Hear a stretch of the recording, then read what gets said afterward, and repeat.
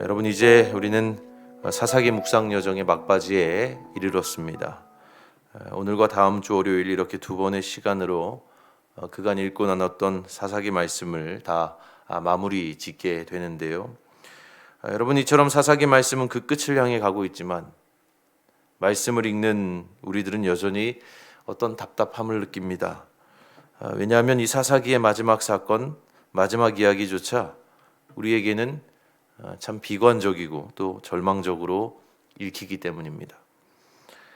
그 시대는 우리가 여러분 세간의 드라마나 영화들의 문법을 보면 대부분 그 마지막이 해피엔딩으로 마무리될 때가 참 많죠. 하지만 사사기의 문법은 슬프고 우울한 해피엔딩이 아닌 새드엔딩에 가깝습니다. 슬프고 우울한 새드엔딩이죠.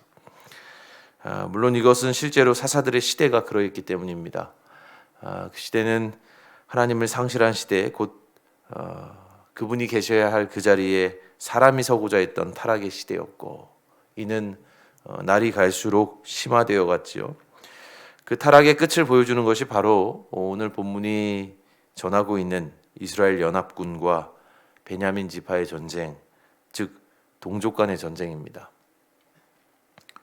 어떤 이유를 대고 또 어떠한 설명을 하더라도 도무지 납득할 수 없는 일이 하나님의 백성 공동체 안에서 벌어진 것이죠. 그저 한 레위인, 가장 거룩해야 할 레위인의 일탈과 거짓으로부터 촉발된 이 전쟁은 수많은 목숨을 앗아갔습니다. 첫 번째 교전에서 이스라엘 총회가 동원한 군사 22,000명이 전사했습니다. 두 번째 전투에서는 이스라엘 연합군 18,000명이 목숨을 잃었습니다. 그리고 세 번째 마지막 전투에서는 45,000명 이상의 베냐민 자손들과 그들의 가축들까지도 죽임당했습니다. 아무리 적게 잡아도 이쪽 저쪽 다 합해서 9만에 이르는 사람들이 이 전쟁으로 그 목숨을 잃은 것입니다. 이는 결코 적은 숫자가 아니죠. 9만 명, 얼마나 많습니까? 이렇게도 많은 목숨들이 애굽의 신민이 아닌 하나님의 백성으로 가나안 땅에 이르렀던 그들이 서로를 향한 적대와 증오에 사로잡혀 결국 황망한 죽음을 맞이하게 된 것입니다.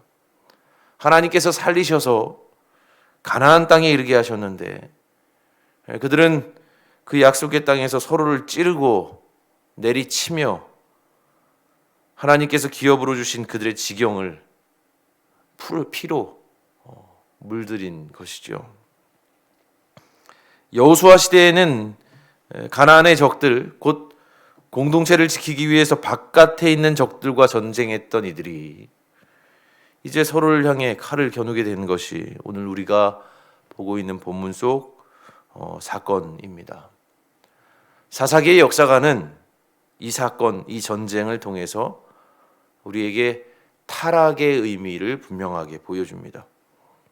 하나님의 백성들이 사랑을 잃어버리면 그것이 타락이라고요.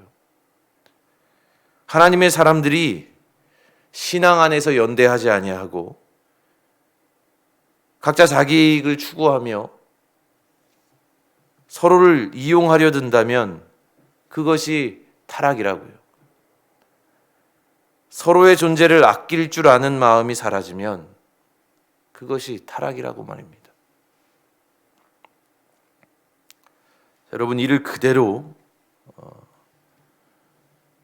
우리 신앙의 공동체인 교회로 가져와 볼까요, 여러분? 자, 그러면 우리 교회는 지금 어떻습니까? 각 지체들 사이사이마다, 셀마다, 선교회마다 사랑이 넘칩니까? 신앙 안에서 서로 굳건히 연대하고 있습니까?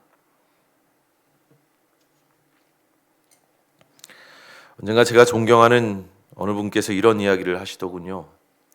진정한 연대는 비 맞는 이에게 우산을 씌워주는 것이 아니라 함께 비를 맞아주는 것이다.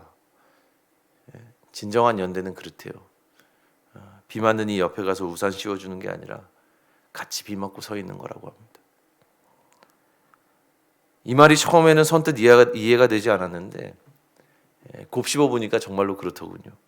진정한 연대라고 하는 것은 함께 고난받을 각오를 하는 겁니다. 내 지체가 아프면 나도 같이 아프고,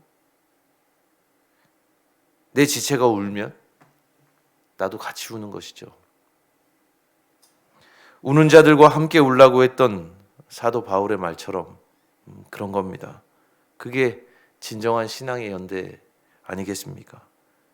여러분, 교회 공동체란 바로 그런 거 아니겠어요?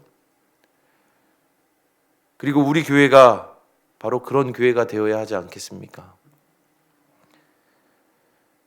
여러분, 우리 한 사람 한 사람이 진정한 신앙의 연대자로 바로 선다면 우리 교회가 진정 복된 공동체가 될 줄로 믿습니다. 서로를 향한 미움은 추호도 존재하지 않는, 오직 서로를 아껴주는 그 마음만 있어서 날이 갈수록 그리스도의 사랑 안에서 은혜로이 자라가는 우리 모두가 되기를 주님의 이름으로 축원합니다.